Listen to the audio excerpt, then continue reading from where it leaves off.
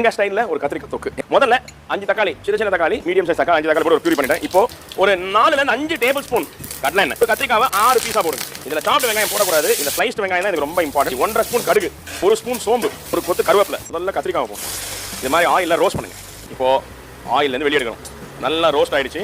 இதே ஆயில்ல இந்த வெங்காயத்தை போடும். பியூட்டிஃபுல்லா ரோஸ்ட் ஆயிடுச்சு. இந்த ஸ்பூன் மஞ்சள் தூள், சாப் பண்ண பச்சை மிளகா, அதுல இருந்து 5 தக்காளி பழத்தை பியூரி பண்ணி வச்சிருந்தீங்களா, அந்த பியூரியை இதுல கொட்டிடுங்க. 50 கிராம் புளி தண்ணி 75 ml